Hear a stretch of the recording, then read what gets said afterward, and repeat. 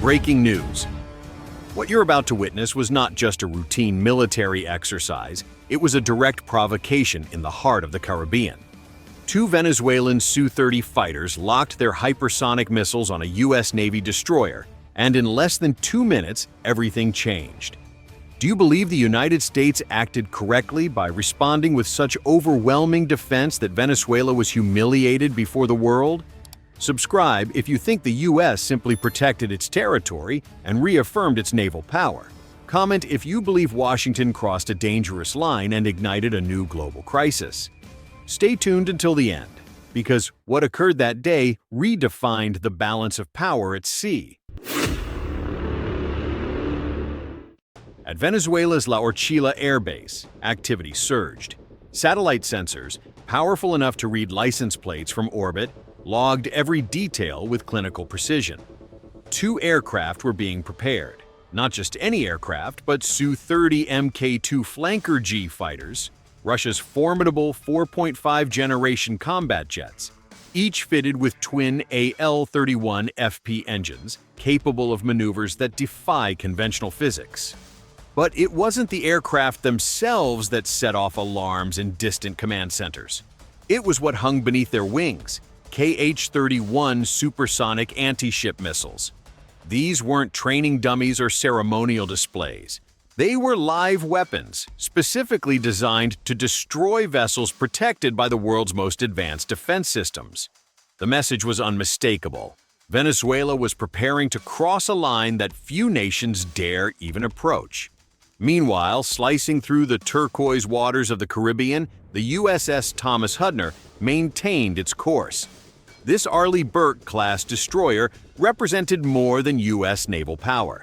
It was a technological marvel, a $2 billion floating fortress embodying decades of military innovation. At its core pulsed the Aegis combat system, arguably the most sophisticated naval defense network ever created. This was not merely a ship.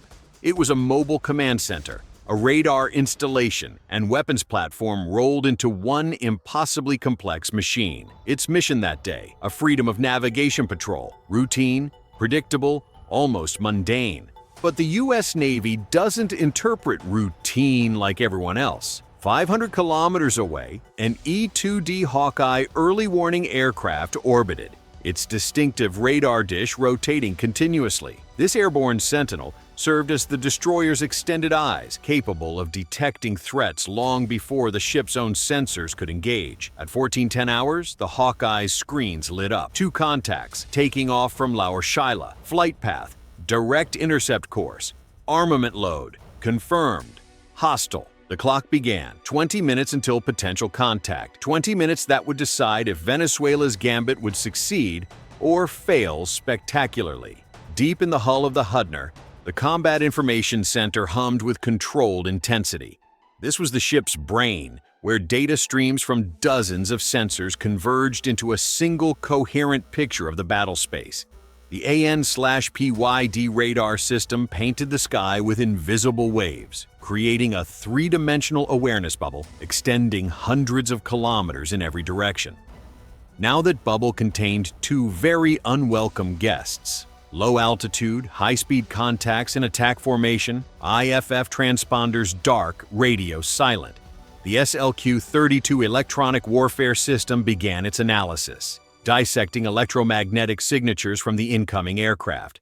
Moments later, the combat info officer's voice cut through the ambient noise of the CIC. Identity confirmed. 2 Venezuelan Su-30s heading 090. Distance, 50 miles. ESM confirms KH-31P anti-ship missiles. The atmosphere changed. Training drills don't feel like this. Simulations don't carry this weight. This was real. 2 fighters, loaded with weapons designed specifically to sink ships like the Hudner, were closing fast. The KH-31P posed a serious threat, capable of reaching Mach 3.5, approximately 1,200 meters per second, and equipped with sea-skimming capability, engineered to evade detection until the very last moment. It had been designed to kill U.S. warships. Now, it was aimed directly at one. Then it happened. Vampire, the code word every sailor fears. enemy anti-ship missiles inbound. On the tactical displays, 2 new contacts peeled off from the Su-30s. Their icons turned hostile red as they accelerated to attack speed. 2 spears of metal and explosive, nearly 5 meters long, hurtling across the water at incomprehensible velocities. Venezuela had crossed the red line. This was no longer posturing or diplomatic saber-rattling. This was an act of war, a calculated provocation designed to humiliate U.S. naval power in international waters. But the Venezuelan commanders made a fatal miscalculation. They believed their attack would catch the Americans unprepared, that the element of surprise would give them the upper hand. They were catastrophically wrong. The Aegis system had been tracking the scenario from the moment those Su-30s began their takeoff roll. Every variable calculated, every response prepared.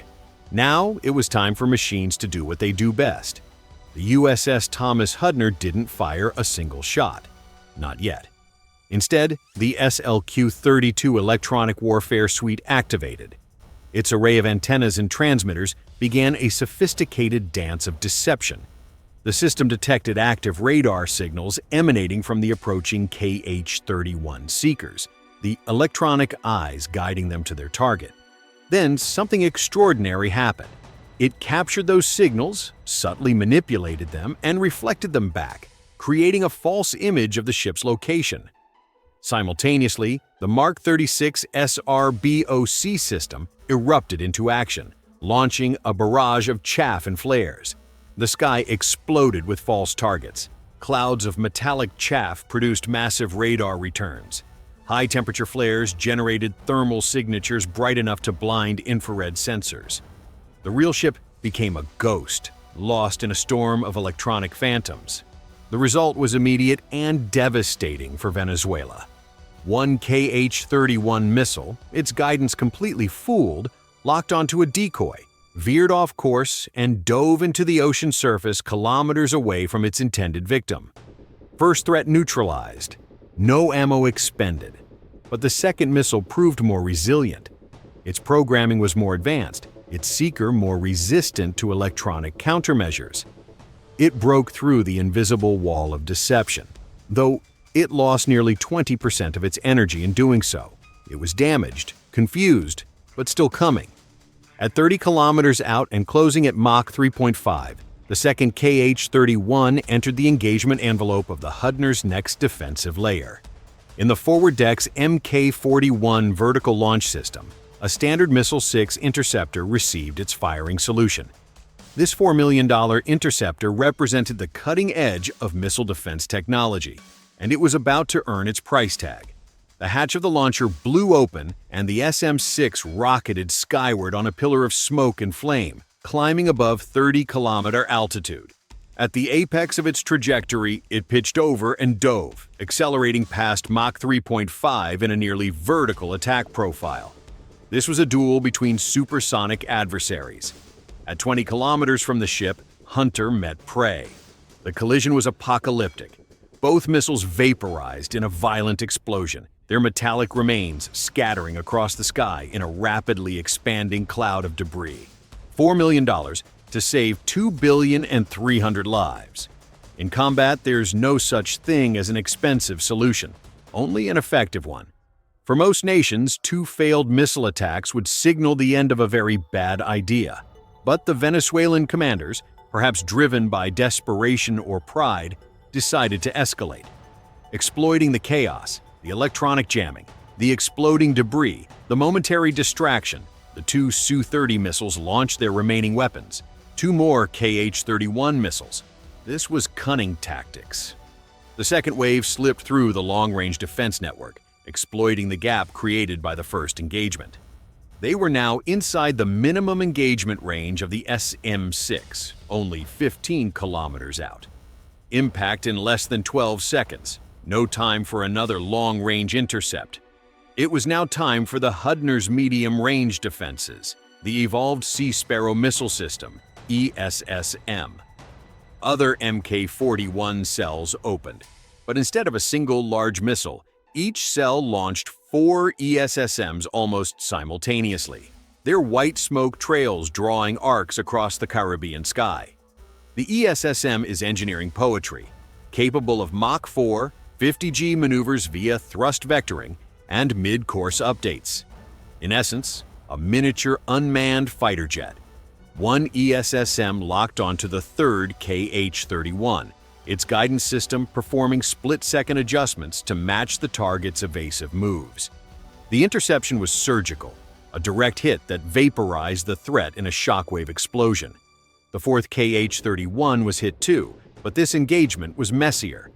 The Venezuelan missile's seeker and guidance systems were destroyed, but the weapon itself, 500 kilograms of metal, fuel, and explosive, continued in uncontrolled flight, tumbling toward the ship as ballistic debris. At 5 kilometers and just 5 seconds to impact, one last resource remained. When every system fails, the U.S. Navy calls on its final layer, the close-in weapon system CIWS, its dual-band radar locked on the tumbling wreckage. The fire control computer calculated a solution in milliseconds. Then the 6-barrel M61 Vulcan Gatling gun opened fire, 4,500 rounds per minute, 75 rounds every second. Not explosive shells, but solid tungsten armor-piercing bullets, each one engineered for a single purpose: physically destroy whatever it touches. The tungsten stream shredded the disabled KH-31 like a saw, reducing the warhead to tiny fragments. What had been a 500-kilogram missile turned into a cloud of harmless debris falling into the sea hundreds of meters from the ship. Silence returned to the Combat Information Center. The tactical screens, which a moment ago had been filled with hostile icons and intersecting missile trajectories, were now blank.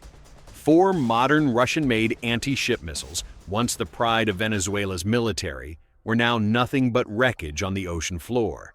The 2 Su-30s, perhaps finally grasping the scale of their failure, turned and fled back toward Venezuelan airspace. Total engagement time, 90 seconds. Damage to the USS Thomas Hudner, 0. This wasn't just a successful defense, it was a demonstration. A controlled exhibition of what happens when a second-tier power challenges U.S. naval supremacy in international waters. The message sent to Caracas was crystal clear. This wasn't a battle, it was a massacre. Every attack had been anticipated, every missile defeated, every tactic countered. The technological gap wasn't merely significant, it was insurmountable. But technology alone didn't win this engagement. The sailors aboard the Hudner executed their duties with cold professionalism forged from tens of thousands of hours of training and simulation. Every button push, every command, every decision was textbook perfect. As the destroyer resumed its patrol and the Caribbean returned to calm, military analysts around the world studied the engagement with intense interest. The lessons were profound. Modern naval warfare is chess played at supersonic speed. Every move must be anticipated, every counter-move prepared in advance. Those who control information, who see farther, think faster, and act with precision don't just win, they dominate. The Venezuelan Su-30s and KH-31 missiles were not obsolete weapons. They were modern capable systems. But against the layered, integrated defenses of an Aegis-equipped destroyer, supported by airborne early warning and linked to America's global sensor network, they never stood a chance. The engagement proved what military theorists long suspected. In 21st century warfare, you never challenge those who wrote the rules of the game.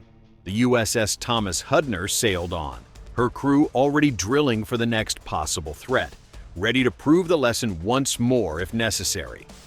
The Caribbean waves washed over scattered debris, and the world witnessed what happens when provocation meets preparation. 5 layers of defense, 4 missiles defeated, 1 stunning victory, and a message that resonated far beyond the Caribbean. U.S. naval power isn't just about having the biggest guns. It's about having the answer to every threat, executed with mechanical precision and human excellence. This wasn't war, this was a masterclass. And so it ended. 4 missiles destroyed, 0 damage, and a message that echoed across the globe. Challenging the United States on its own turf isn't courage, it's strategic suicide. But of course, that's only one version of the story. Some call it flawless defense, a display of technological power that preserves world order.